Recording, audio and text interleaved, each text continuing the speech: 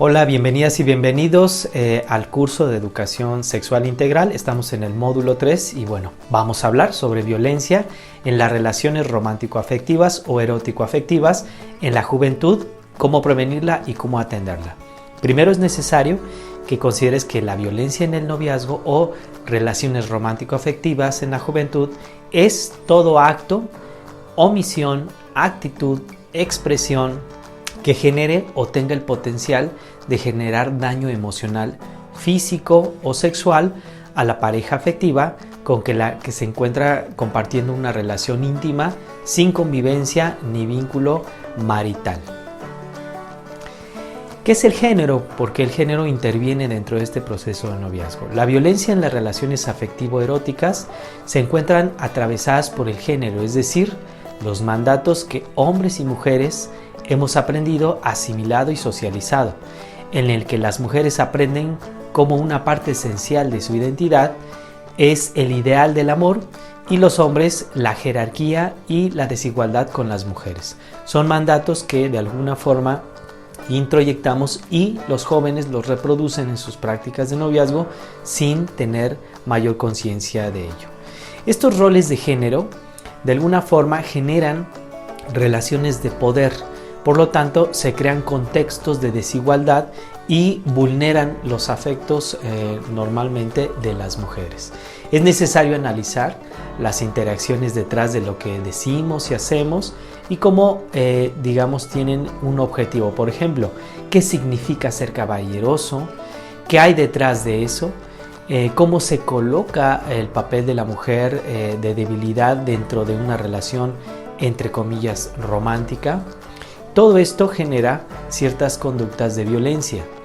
Las parejas, por ejemplo, celosas, pueden mandar mensajes de texto, llamar o enviar correos electrónicos constantes o pedirle a su pareja que les dé las contraseñas y mirar por encima de su hombro la información que están mandando.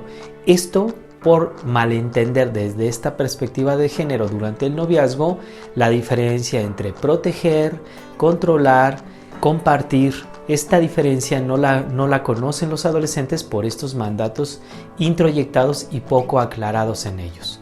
De hecho, una encuesta reveló que más de 1 de cada 3 estudiantes de la escuela media han sido víctimas de este tipo de violencia psicológica durante el noviazgo. Los adolescentes que son víctimas de la violencia en el noviazgo tienen más probabilidad de tener problemas en la escuela, de abusar de sustancias, de sufrir depresión y experiencias sociales negativas. De acuerdo con un estudio de investigación reciente, los patrones de la violencia en el noviazgo, por lo tanto, se generan a edades tempranas y por lo tanto en relaciones formales futuras. De hecho, según la Organización Mundial de la Salud, 3 de cada 10 adolescentes denuncian que sufren violencia en el noviazgo. Solamente lo denuncian. Que lo vivan pueden ser más. Por lo tanto, muchas de las mujeres que son maltratadas durante el matrimonio, de alguna forma vivieron este tipo de violencia en relaciones previas no formales como en el noviazgo. Existen varios tipos de violencia dentro de las relaciones afectivas o erótico-afectivas. Hay que recordar que una relación en el noviazgo tiene pilares similares a los que tiene una relación formal, pero están concentrados de manera distinta, es decir, ya se generan acuerdos, ya generan capacidad para tenerse confianza y por lo tanto también ya generan afecto y vinculación erótica. Dentro de estos, pilares que tienen estas relaciones, puede generarse violencia emocional cuando se transgrede a través del control, de la amenaza, del chantaje a la persona, violencia económica cuando se priva o se chantajea para que la otra persona pague dentro de la relación, se utiliza, violencia sobre todo verbal, puede ser de manera digital, por medio de WhatsApp, por medio de Facebook, por medio de Twitter, pero también por medio de llamadas. Y puede ser sobre todo física y sexual. Hablando de la física, esta normalmente comienza con juegos abusivos y de la sexual comienza cuando se empieza a transgredir los límites y el derecho de la pareja a decir no, cuando no se quiere besar, no se quiere tener una práctica erótico-coital, ¿no?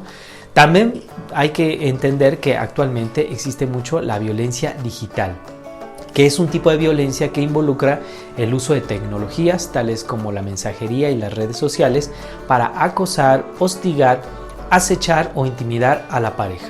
Muchas veces este comportamiento es una forma de violencia verbal o emocional llevada a cabo, pero a través de las redes. Es muy importante considerar que para este tipo de violencias, las y los jóvenes no estaban preparados para recibir, digamos, una exposición masiva y un chantaje en las redes sociales.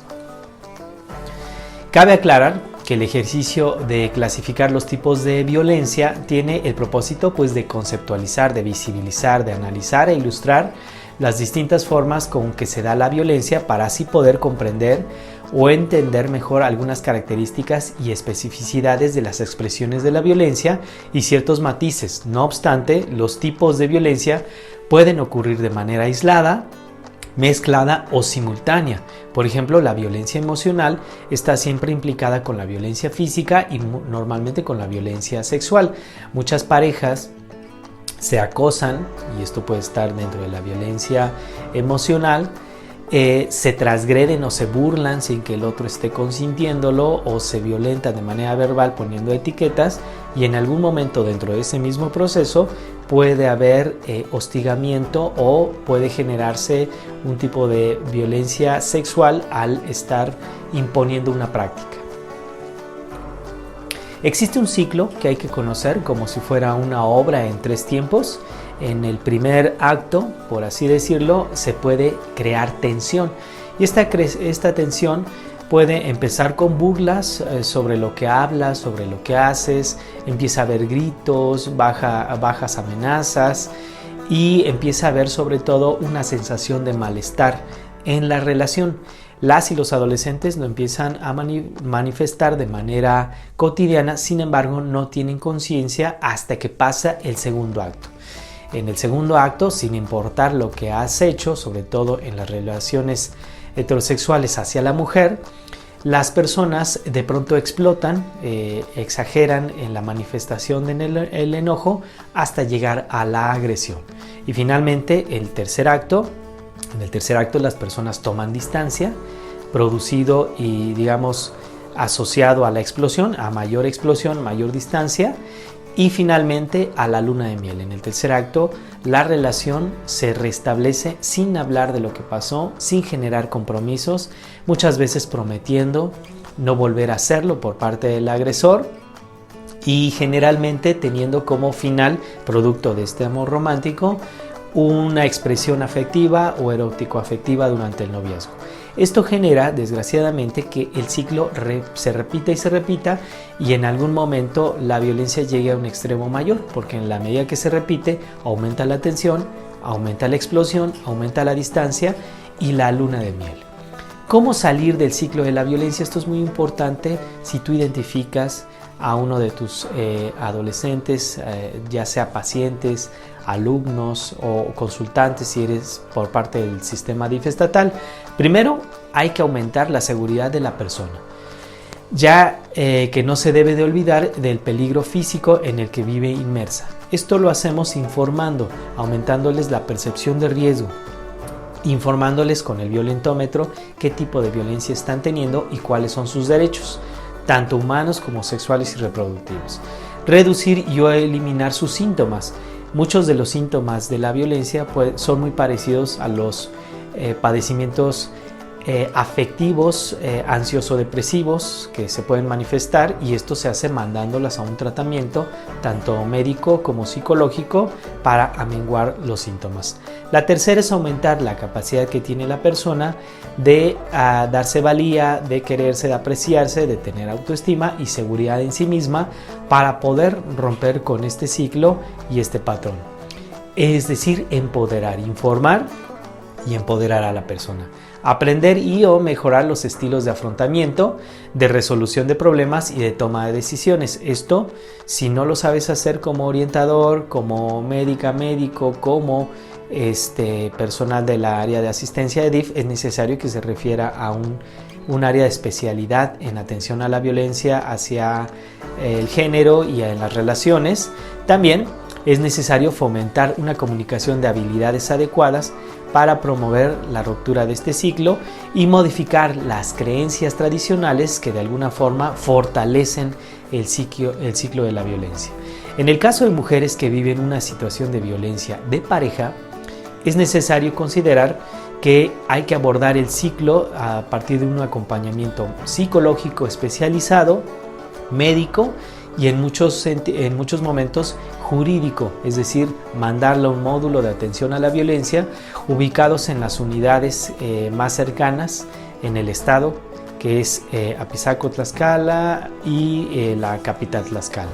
En el caso de hombres que viven o ejercen violencia en la pareja, es necesario identificar los grupos que tenemos de reeducación en donde se les fomentan habilidades socioafectivas para convivir sin necesidad de estar violentando.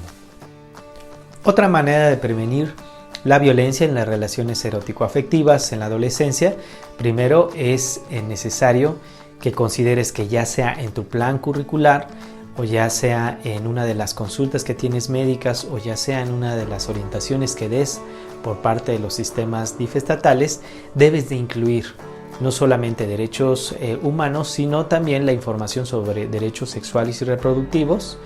Vamos a anexar a los recursos adicionales estos derechos para que tú los puedas incluir en tus clases, en tus consultas. Esto con el objetivo de, en mayor parte, para que ellos puedan entender, identificar las relaciones sanas que están apegadas a derechos y las relaciones insanas que tienen en sus vidas, así como para evitar o terminar con las relaciones insanas. También es necesario que enseñes formas de comunicación, técnicas de resolución de conflictos de manera pasiva y estrategias. También se pueden realizar intervenciones en determinadas personas que se encuentran en un ambiente o que parece que están en riesgo para desarrollar un tipo de relaciones así. Por ejemplo, en una comunidad donde existen bastantes conductas machistas estudiantil o en una comunidad, es necesario fomentar una campaña para prevenir que las y los adolescentes lleguen a relaciones con este nivel de vulnerabilidad. ¿Qué señales debe de haber en una relación sana? Lo primero que debes de preguntar y observar es que exista respeto del uno del otro. Normalmente en una relación de noviazgo esto se puede observar cuando la pareja considera la opinión de uno del otro en la pregunta que le haces.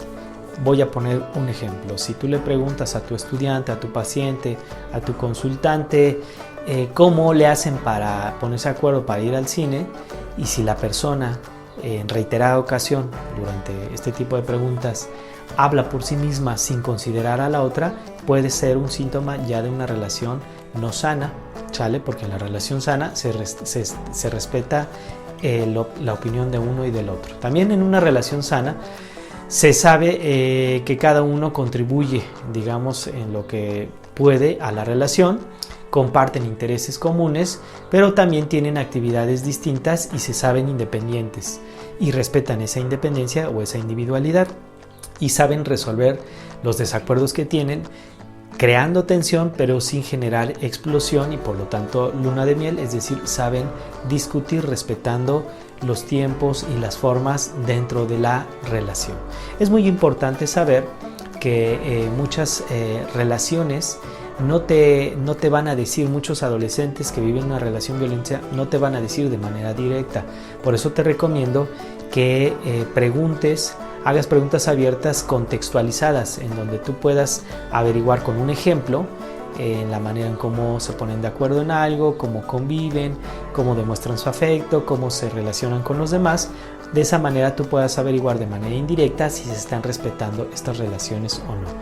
¿Qué hacer o a dónde acudir si ya sea en el área de salud, de educación o de asistencia? Primero es necesario que consideres que hay servicios especializados de atención a la violencia. Existe un directorio que vamos a pasar acá para que tú puedas revisar de manera adecuada dónde existen estos módulos. Hay 596 en todo el país.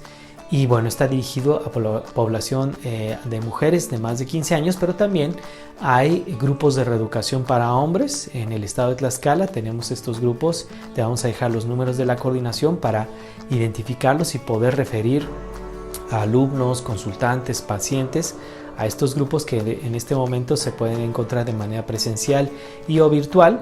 Y también tenemos números de auxilios psicológicos y de atención especializada a la violencia, y también números de atención jurídico y legal en caso de que la persona necesite algún tipo de ayuda extraordinaria.